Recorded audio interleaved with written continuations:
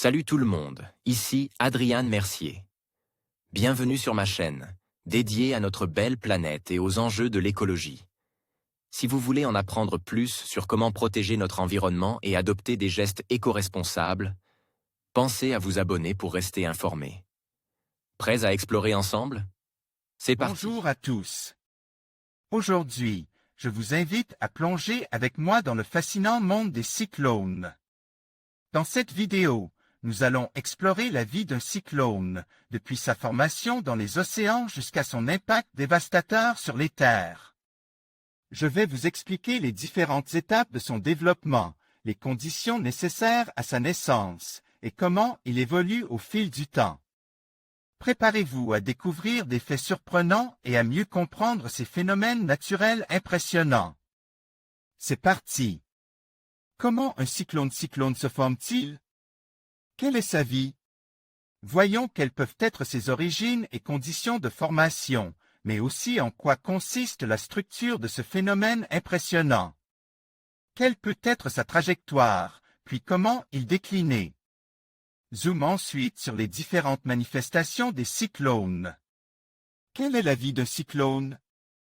Ici, tornade par une nuit d'orage. Vchal, Shutterstock zone de naissance des cyclones.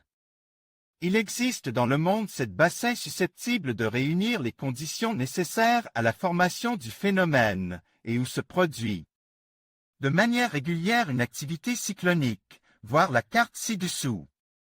Les statistiques indiquent qu'il y a 80 à 85 cyclones chaque année, des pressions ayant au moins atteint le stade de tempête tropicale. Tempête tropicale, dont 45 on dépasse le seuil des ouragans, plus de 117 km/h en vent maximal soutenu. La répartition des cyclones tropicaux est très inégale entre les deux hémisphères, environ 70% dans l'hémisphère nord-hémisphère nord, contre 30% dans l'hémisphère austral. La région la plus active, avec plus de 35% des cyclones tropicaux du globe, est représentée par l'océan Pacifique Nord-Ouest. Il s'agit également de la région où les phénomènes sont les plus étendus et les plus violents. Sur l'ensemble du globe, seulement 22% des perturbations évoluant en cyclones tropicaux prennent naissance en dessous de 10 degrés de latitude. Latitude, contre 65% entre 10 et 20 degrés, et seulement 13% au-dessus de 20 degrés. Les zones de formation des cyclones et les trajectoires habituelles. Prime. Net les amas de nuages nécessaires à la formation des cyclones se trouvent en particulier entre les tropiques au niveau d'une vaste zone de mauvais temps, qu'on dénommait zone intertropicale de convergence ou zone de convergence. Intertropicale, ZIC ou ZIT. Certains cyclones peuvent également se former à partir de perturbations d'origine tempérée, qui sont descendues en latitude et ont pris peu à peu des caractéristiques tropicales, le cœur froid notamment devenant alors un cœur chaud. On retrouve là aussi, à l'origine, un amas nuageux qui trouve une forte humidité et une instabilité. Certaines de ces perturbations évoluent en cyclones, lorsque les autres conditions sont réunies, d'autres non, et restent des amas nuageux, ondes tropicales ou zones perturbées. Saison cyclonique. Dans l'hémisphère nord, la saison cyclonique s'étend de juin à novembre. Dans le bassin océanique de l'Atlantique et des mers adjacentes, la saison cyclonique bat son plein entre début juillet et fin octobre. Dans l'hémisphère sud, la saison cyclonique s'étend de novembre à avril, voire mai. Conditions de formation. Un cyclone naît et se développe uniquement si les conditions suivantes sont réunies, une condition thermique, une température de la mer supérieure à 26 degrés Celsius sur une épaisseur minimale de 50 mètres. L'évaporation de surface de grandes quantités d'eau fournit l'énergie nécessaire pour entretenir le système de machines à vapeur que est une formation cyclonique. Si l'eau est trop froide, le cyclone ne peut pas se former ou, s'il était déjà formé préalablement, il s'affaiblit puis finit par perdre ses caractéristiques cycloniques tropicales. Cette condition thermique en fait ainsi un phénomène essentiellement maritime, depuis sa naissance jusqu'à sa maturité. En pénétrant sur Terre, son énergie tend rapidement à décroître, une condition géographique, être suffisamment éloigné de l'équateur. Équateur, 5 degrés de latitude, soit une distance voisine de 550 km, de façon à ce que la force de Coriolis ne soit pas nulle. Cette force, engendrée par la rotation terrestre, imprime une déviation du vent vers la droite dans l'hémisphère nord et vers la gauche dans l'hémisphère sud. Elle est nulle à l'équateur. C'est elle qui intervient pour déclencher le mouvement tourbillonnaire initial. En dessous de 5 degrés de latitude, la force de Coriolis est trop faible pour un tel déclenchement. Il n'y a donc jamais de cyclone entre 5 degrés sud et 5 degrés nord, condition de formation d'un cyclone. Prime. Naît une forte humidité, indispensable à la formation des cumulonimbus. La formation d'un cyclone est impossible pour une humidité inférieure à 40%, fréquentée lorsqu'elle est supérieure à 70%. Enroulement des vents. Dans le mouvement des vents entre les zones de haute et basse pression, un équilibre se crée entre la force de Coriolis, centrifuge, et la force qui les attire vers le creux de la dépression, force de gradient de pression. Il en résulte un mouvement d'enroulement des vents autour de la zone de basse pression, suivant à peu près les lignes d'égale pression. Avec la préexistence d'une zone dépressionnaire, d'un amas nuageux, d'une ligne de grain ou encore d'une onde tropicale associée. À de la convection et à un faible mouvement d'air converge de basse couche. Cette convergence crée les mouvements ascendants, permettant à l'air humide de s'élever. La présence de vents en altitude jusqu'à 15 km. Ces vents doivent être relativement homogènes, même direction et même force ou presque. Dans le cas contraire, l'énergie développée par le système va se disperser et le système a tendance à se cisailler. Structure des cyclones. La structure des cyclones est caractérisée par une masse nuageuse pouvant s'étendre sur 1000 km pour les plus importants. Elle est organisée en bandes spiralées s'enroulant autour d'un centre de rotation, anneau central compact et droit. Au stade de tempête tropicale, ce centre est noyé au milieu des nuages de type cumulonimbus, à fort potentiel pluvieux et orageux. Il est parfois difficilement discernable. Au stade de cyclone, ce centre de rotation, l'œil du cyclone, est plus nettement identifiable. L'œil a un diamètre généralement compris entre 30 et 60 km, exceptionnellement de plus de 200 km. Il est caractérisé par des vents faibles et des précipitations nulles ou très faibles, tandis que la pression atmosphérique y est au plus bas et la température en altitude la plus chaude, jusqu'à 10 degrés Celsius de plus dans l'œil qu'à sa périphérie à 12 km d'altitude. Il y règne ainsi un calme apparent très temporaire, des lambeaux de ciel bleu sont quelquefois visibles. Structure d'un cyclone.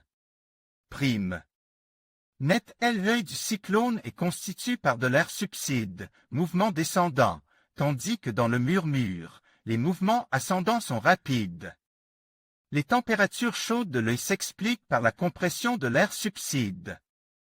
Les mécanismes généraux de la formation de l'œil ne sont pas encore tous clairement explicites. Variation des paramètres dans un cyclone. Prime. L'œil est entouré par le mur de l'œil, constitué de cumulonimbus et pouvant s'étendre sur un rayon de 150 km. Ce mur, qui abrite les mouvements convectifs les plus puissants, est le siège des effets du cyclone les plus dévastateurs, vent, pluie, marée cyclonique. Trajectoire des cyclones. Les trajectoires peuvent être définies à partir de deux circulations différentes, aux latitudes tropicales, une circulation équatoriale. D'est en ouest, sauf dans l'océan Pacifique sud-ouest, où la circulation se fait généralement d'ouest en est l'entrée du cyclone. Dans la circulation des régions tempérées après un changement plus ou moins brutal de direction. Cette incurvation de la trajectoire vers le pôle est due à la force de Coriolis, qui déviait les cyclones vers la droite dans l'hémisphère nord et vers la gauche dans l'hémisphère sud. Trajectoires habituelles des cyclones. Prime. Net, ces deux composantes confèrent en théorie au cyclone une trajectoire parabolique. Dans la réalité, les trajectoires observées sont plus ou moins complexes et peuvent présenter des boucles, des retours en arrière, etc. La trajectoire atypique du cyclone Mitch, en 1998. Prime. Net, la vitesse de déplacement des cyclones est modérée au début, inférieure ou égale à 20 km/h généralement. Elle s'accélérait avec le changement de trajectoire, lorsque la composante principale du mouvement devient ouest-est, ce qui se produit en moyenne vers 23 degrés de latitude, avec une vitesse pouvant dépasser 45 km/h. Déclin des cyclones. Un cyclone s'affaiblit dès qu'une de ses sources d'alimentation en énergie disparaît ou s'atténue. C'est ainsi notamment le cas lorsqu'il arrive sur Terre. Ainsi, un cyclone passant sur les Caraïbes se retrouve privé de carburant et sort de ces îles souvent très affaiblies. S'il rentre, on dit atterrit sur un continent, comme les États-Unis, il peut mourir, se dissiper en 24 heures. Toutefois, les phénomènes les plus puissants peuvent conserver une énergie suffisante pour traverser l'étendue terrestre et se développer à nouveau au contact d'un océan, si les conditions nécessaires à leur renforcement sont présentes. Par ailleurs, les forces de frottement sur Terre, action de résistance due au relief terrestre et freinant les mouvements d'air, ne jouent pas un rôle prépondérant dans la dégénérescence du cyclone, lorsqu'il arrive sur des océans dont les eaux de surface ne sont pas assez chaudes, lorsqu'il subit les effets du cisaillement vertical du vent qui déformait sa structure verticale, lorsque sa trajectoire se rapproche trop de l'équateur. Certains cyclones en fin de vie peuvent être repris par la circulation d'ouest des latitudes moyennes et engendrer de violentes tempêtes, sur les côtes européennes notamment. C'est le cas de près d'un cyclone sur deux dans l'océan Atlantique Nord. Manifestation des cyclones. Les signes précurseurs. Le premier signe précurseur est la houle cyclonique, qui se propage à une vitesse supérieure à celle du cyclone. L'importance de sa direction, de sa hauteur et de sa fréquence ainsi que les variations de celle-ci renseignent sur la distance du phénomène et sur l'orientation de sa trajectoire. Une pression anormalement élevée par rapport au jour précédent, associée à une atmosphère limpide, peut renseigner sur la présence encore éloignée d'un cyclone. La présence de nuages, notamment de cirrus et de cirrostratus, avant que la pression ne commence à chuter, renseigne sur la direction dans laquelle se trouve le phénomène et sur son importance. Les animaux perçoivent les ultrasons émis par le cyclone. Les oiseaux de mer s'éloignent loin à l'intérieur des terres.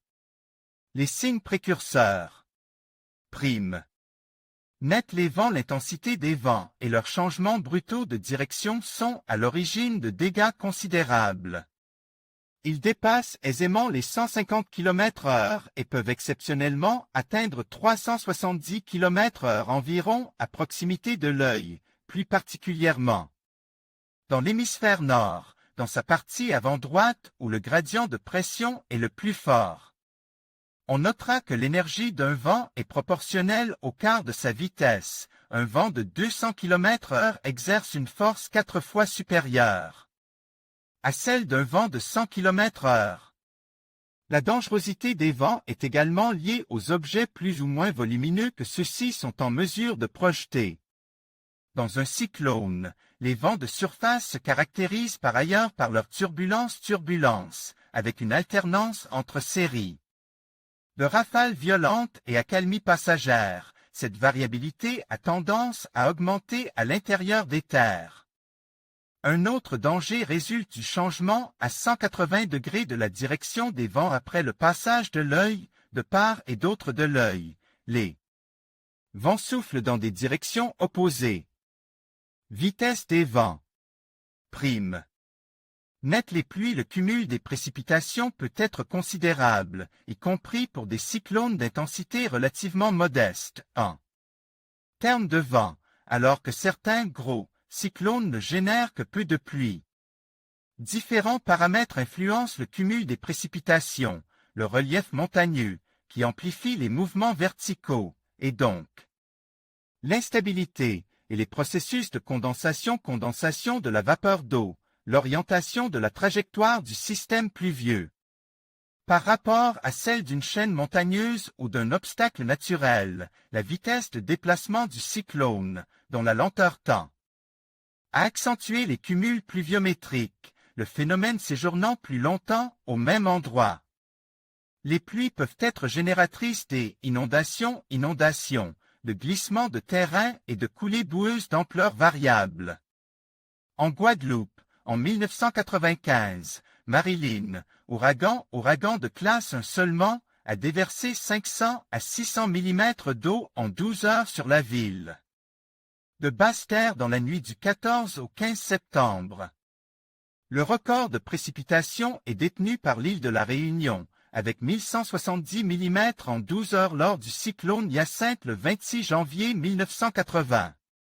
Effet dû à l'état de la mer, les cyclones tropicaux menacent davantage les îles et les régions côtières en raison des risques maritimes engendrent. Onde de tempête est la montée rapide du niveau de la mer lorsqu'une tempête s'approche de la côte. Le niveau de la mer monte près des côtes, à cause des forts vents du large qui poussent l'eau vers elle.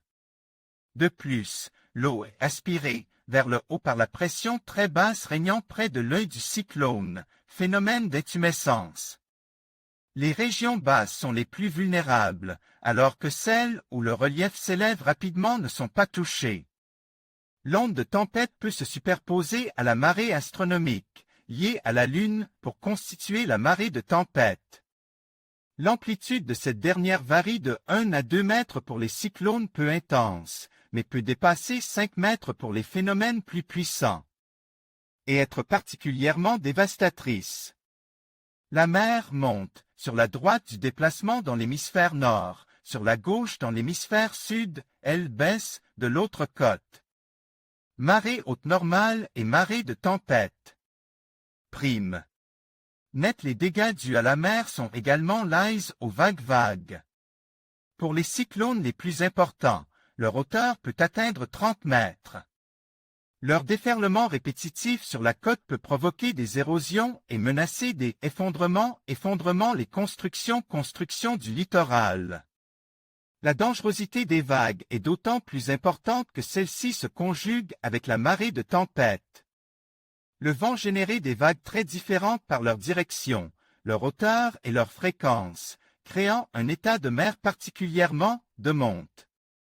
La houle cyclonique peut parfois être observée jusqu'à 1000 km en avant du cyclone et ses effets peuvent continuer à se faire sentir après son passage. Dans le delta du Mississippi, aux États-Unis, la marée de tempête occasionnée par le passage de Camille, en 1969, est montée brusquement jusqu'à près de 8 mètres. En Australie, en 1899, le cyclone connu sous le nom de Bathurst Bay Hurricane aurait produit une marée de tempête de 13 mètres de hauteur dans la baie de Bathurst.